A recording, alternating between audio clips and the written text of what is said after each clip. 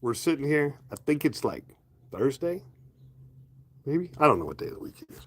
Anyway, we're gonna climb underneath the 48 real quick, and we're gonna put a brake master cylinder on. So we have a new master cylinder. The old one just it wasn't recoverable in a good way. So what we're gonna do right now is we're gonna take and install this thing. Super simple install on these. All right. So they're underneath the floorboard instead of on the firewall. So we go from underneath and take the pin out. So this pin is the pin that's going to go through here. We got clutch on one side, brake on the other side. We got 3 mounting bolts and 2 lines. So I'm going to climb underneath here. I've got all the tools ready, everything ready to go. There we go. Sorry about that. Anyway, everything to put it in right now. So we're going to climb underneath here. I'll show you how I got it set up. So if you're wondering, yes, I do have carpet. These are carpet squares that came out of our local hospital when they redid the floor. So they were like 50 cents a piece at Habitat for Humanity. They still had a little bit of sticky stuff on the back. Put some of those down. Really nice to work on the concrete. Also, I'm very hardcore about not losing stuff. Since this is dark and that's concrete and kind of messy, I always do something like this. A towel, white towel, something like that I can see my parts on. I have all my parts laid out in front of me. So the first thing we're going to do is we're going to install one of these on the pin out here. This little locking mechanism can be kind of a pain, so let's do this from my point of view. Let's see if we can do a point of view here. All right. Take this, probably one of these. So this isn't a spring clip. This is an actual, you got to do it yourself clip. So that goes in there. Then we're going to tighten it down here. Get a little squeeze. And boom. So now it clips tight. That's going to hold it from sliding in and out. Grab a little grease. We're going to grease it up and go from there. So there we go, a little grease, a little oil, something like that. See what we've got. We got some Lucas Red and Tacky. There we go. Red and Tacky spray grease. So we'll go ahead and spray this bad boy down, put a little bit of this on there. All right, so there's lube points in there on all the rest of it too, so we're going to lubricate up where the clutch and brake go on. But for now, that should be good. We're going to run it one more time. Yep, there we go. It'll go in. We're happy. So let's move to the next step.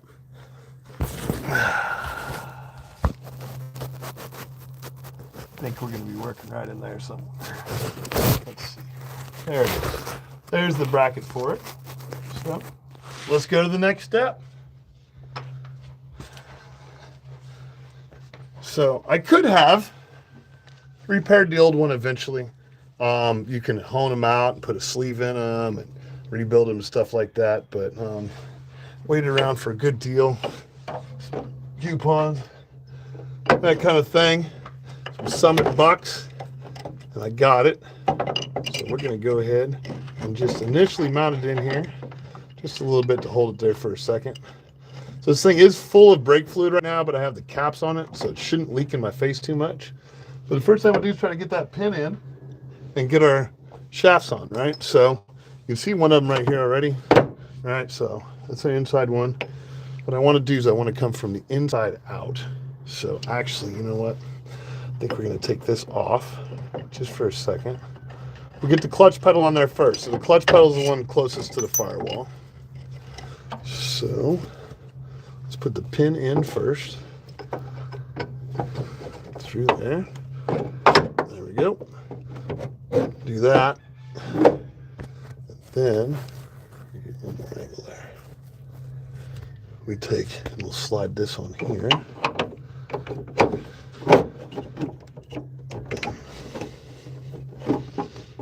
Oh, there we go. A little tap in.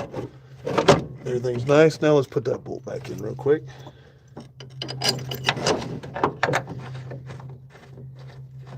All right. One more like that.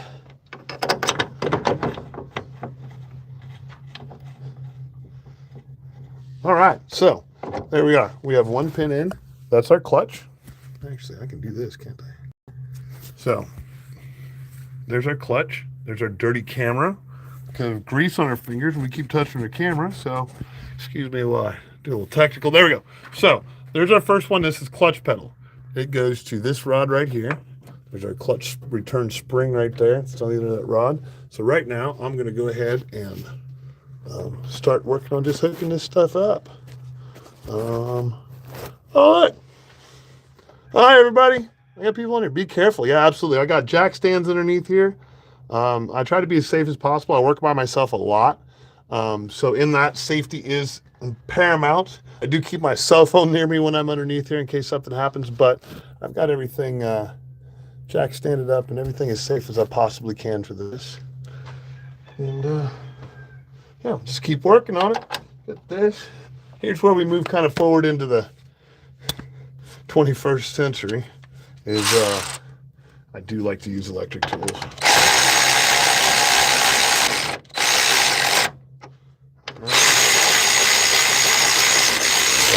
There we go. All right, so those are in. That's there. So let's hook up the brake. Get the brake on real quick here and make sure that that'll all go together. There we go. That was easy. That was easy. There we go. All right, so now that's together. Now we've got our clutch to hook up, our brake to hook up, and we should be happy. So the brake side of it is going to be this. This is the push rod for the brake. So this goes into, pushes on there, and pushes fluid out this side. So this goes in here. It's got a nice boot on there.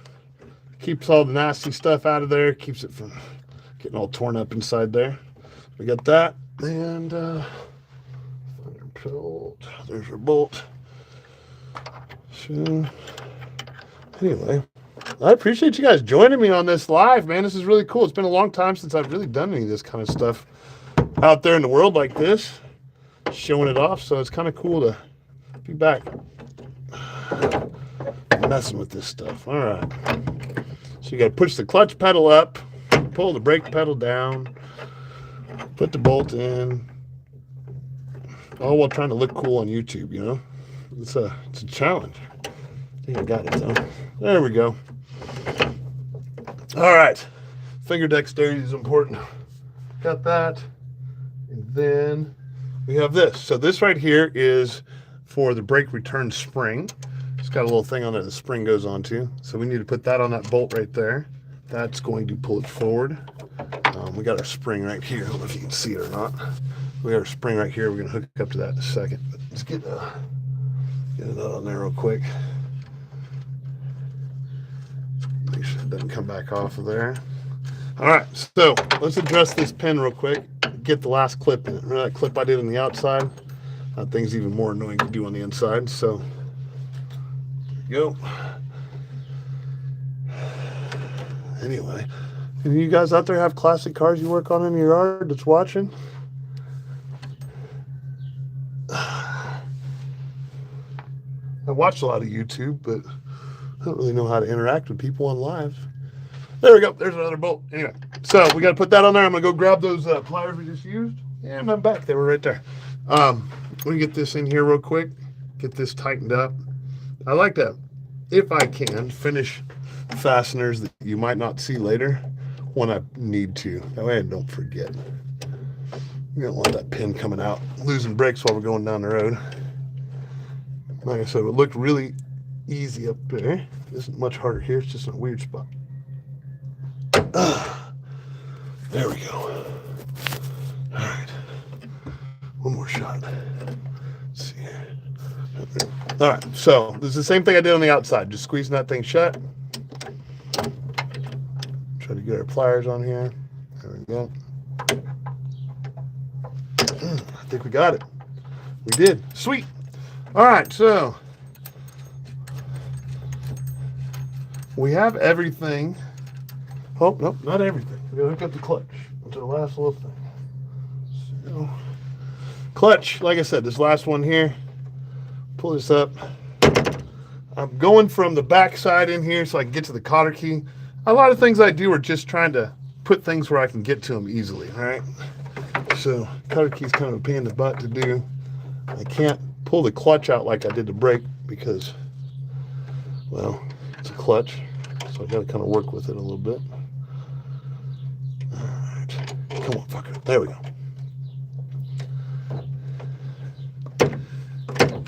Oh, come on. Same thing, just fiddly bits. Just messing with stuff in weird places with old grease on them. All right. There we go. There it is. And that's in. Boom. All right, so we got both of our bolts in here. Put a nut on there. Got our pin in, got that there. Got our last one going in here. I guess I can turn this around so I can see it. So that's that part. Next is going to be doing these. So I'm going to tighten these up real quick while you guys hang out. There we go. All right.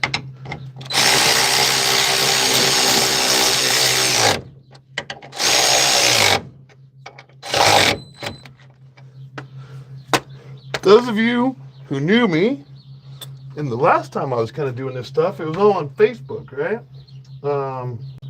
And I do a lot of Facebook Lives, a lot of this, that, and the other for my old shop.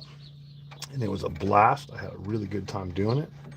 But this isn't, I'm not advertising or marketing anything anymore. This is just me kind of hanging out, sharing my adventure with people. I love doing this stuff. I absolutely love doing this stuff. And it seemed like people liked watching me do it. So that's kind of the only reason I'm really doing this right now. It's kind of fun to share some of this old stuff, man.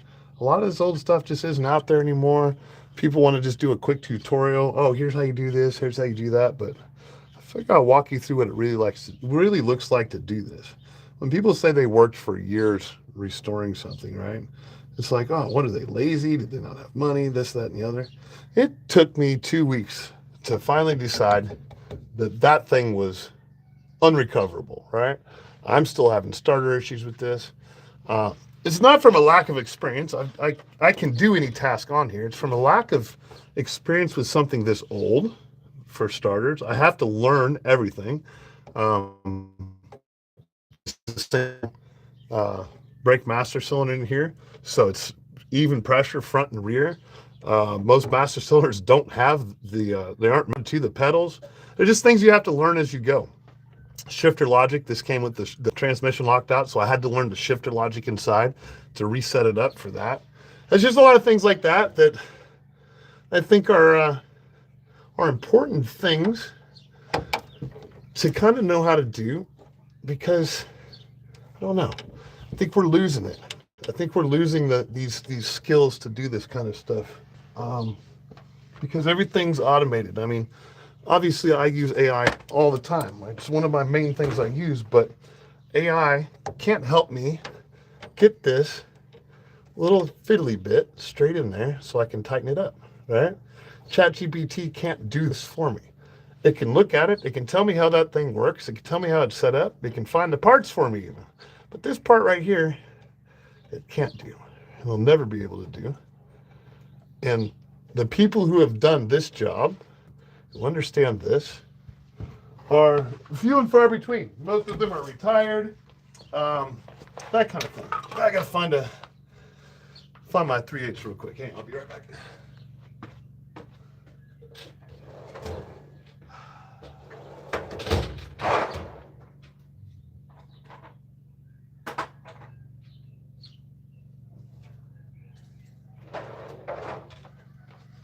Yep. I had it down here. Anyway, we'll see if this will work. Hey, 10 millimeter for the win. All right. So 3/8 and 10 millimeter are really close. I'm not going to smoke it down with this. I'll go find my actual 3/8 in a minute. But I want to get that thing to stop leaking. And pull a tray underneath it. What's the fluid flavor? It's kind of dry, right? Hazard 3. It's kind of dry, a little bit, it feels like it just takes any oil out of your mouth. It tastes a little bit like dirt mixed with, I should have put my face somewhere else. I'm trying to keep my actual face out from underneath it. You might not be able to see it, but I kind of set myself up just a little bit out of the way. I've got my little tray down here to catch it so we're not messing everything up. And I have taken every single fluid out of the vehicle into my eyes, my mouth, this, that, and the other over time. So you just kind of learn how to duck and dodge it better. But you're working overhead. It's even if you have safety glasses on and all that stuff, when you're working overhead, it leaks around things, it goes through things, and you just kind of learn to avoid it more than... See what I did? I should have put the top one in first, because now I can't get a turn on this wrench. See, that's the stuff that just takes time. I should have thought about that, but it looked like I had plenty of room, right? Anyway, a couple seconds, more brake fluid leaking in. Now, the fiddly bits. So the fiddly bits are what I never put on video before. So that's what I'm doing here. I'm showing the fiddly bits. I always showed people, oh, this is cool. We're tearing this down. We're building this stuff. You know, like TV used to be, right? Everybody wanted to see all the cool stuff. But now it seems like there's a whole bunch of people out there that fall asleep watching YouTube videos of people talking and doing some rather mundane things. And I don't think this is that mundane.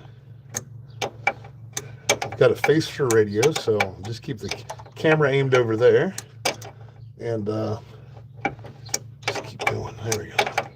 See, sometimes it's easier, even though I had put that other line in already, the amount of time it would took me to get this line in with that line on there, not worth it. Take it back off. Think about it again. All right. Boom, boom, back in there. A little shake to line it up. Threads are started. Anyway, like, I gotta tell you, even me, there's this guy, I forgot what his name was, but he plays a sniper game online where he just goes in and plays against other people. It's a game called Sniper Elite. And he even makes jokes about it. Well, I heard most people just put this on to go to sleep. And I'm like, oh, no one called me out on that one. But it's kind of cool to be able to watch things like that and kind of watch people do their thing and not be driven every moment to, oh, this big thing. This is reality. This is what working on these old cars looks like. All right, so I'm not going to tighten that too much because it's supposed to be a 3/8. 10 is a little bit bigger. 3/8 is what you use for a stripped out 10. 3/8 of the hammer. All right, so we got that. We're hooked up there. All right. I'm not going to put any cotter keys in just yet because final fasteners are they're like bad luck. I kid you not. Putting a cotter key in right now. Oh,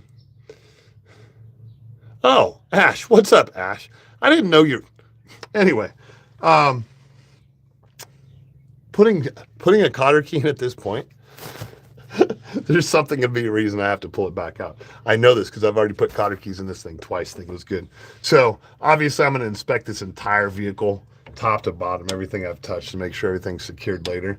And like I said, I like to put fasteners back in when I can. But right now, I think our best bet is to make sure the system is working before I make anything final. So I've got the spring on there. Let's go take a look at the brakes real quick. So that was it. That was install. What do we got, 18 minutes, 20 minutes? That's not bad. Not bad at all.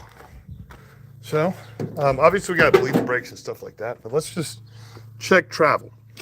So, the other master cylinder we believe was the turning inside and locking up. So when you push this down, it would just lock out. You had to be real gentle with it. So, the question is, oh, look at that. I've already got pedal. I bench bled it. I didn't leak any, really that much out of it. I still have to bleed it, but look at that. That thing's been going to the floor since I got it. Look at that. Oh, hell yeah. Yeah, I know, Papa Caps, but here's the deal.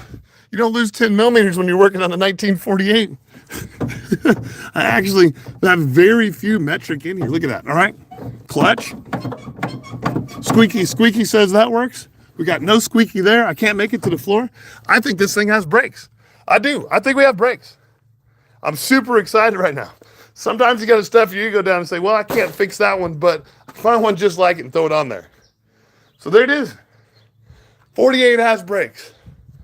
Now I've got to find somebody to pump it in there while I finish the bleed down there, but it's a big step. All we got left is the starter, and this is a running, driving, operational vehicle. We're about 3 weeks in, maybe a month in. But yeah, a lot of this stuff takes a long time, and if you don't have dedicated time like me, I'm retired, so I have the dedicated time to do this. I kind of come around and mess around it with a can, a couple hours a day, you know.